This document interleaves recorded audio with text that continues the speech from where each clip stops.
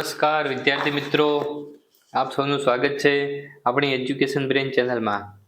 આજે આપણે હવે સીઈટીના એમાં જે પર્યાવરણ વિભાગ છે એમાં જે પાઠ નંબર 2 સાપ અને મદારી એના વિશે ચર્ચા કરીશું. આમાંથી જે પરીક્ષામાં પ્રશ્ન પૂછાતા હોય છે એ આપણે આઈએમપી પ્રશ્નોની અહીં ચર્ચા કરીશું.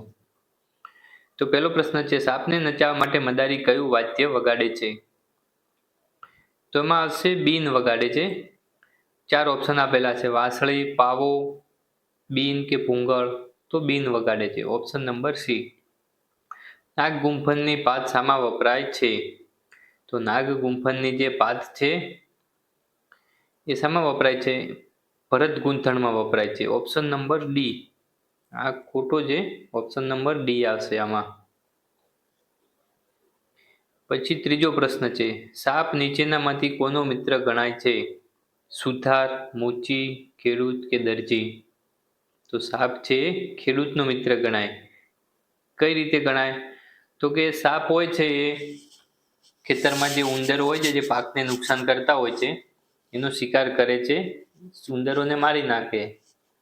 એટલે જે ઉંદરો જે નુકસાન કરતા હોય છે એ નુકસાનથી બચી શકાય છે, એટલે ખેડૂતનો મિત્ર કહેવાય છે.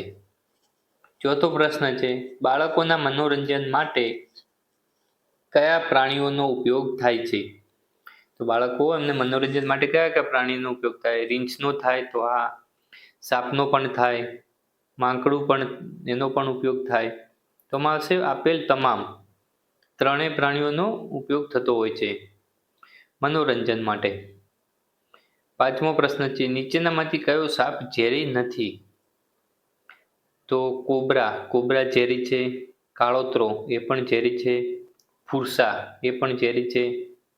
તો કયો ધામણ જે સાપ છે એ ઝેરી સાપ નથી. પછી છઠ્ઠો, મદારીનું બીન સૂકવેલી ખાલી જગ્યામાંથી બનાવાય છે. મદારી જે આવું આ બીન હોય છે, આવું જો આ ચિત્રમાં જો મદારી બીન વગાડે છે એ આ ફોટોમાં, એવું બીન શામાંથી બનાવવામાં આવે છે?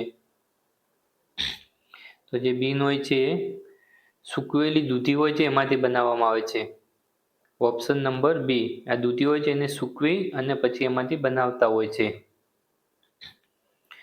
પછી સાતમો પ્રશ્ન છે, સાપનો પ્રિય ખોરાક કયો છે? ઉંદર, સસલું, ખિસકોલી કે નોળિયો. તો સાપનો પ્રિય ખોરાક ઉંદર હોય છે. જે ઉંદરોને જે ખેતરમાં બીજે હોય એને મારીને એનો શિકાર કરતો હોય છે, એનો સાપનો પ્રિય ખોરાક ઉંદર હોય છે, ઓપ્શન નંબર એ. આઠમો પ્રશ્ન છે, મદારી સાપને શામાં રાખે છે?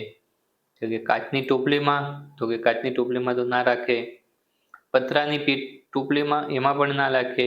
થેલી આવી થેલીમાં પણ ના રાખે. આ એ વાંસની ટોપલીમાં રાખે.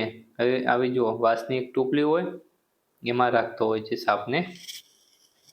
પછી નવમો પ્રશ્ન છે, ખાલી જગ્યા બીન વગાડીને સાપને નચાવે છે. કુંભાર, સુથાર, ખેડૂત કે મદારી.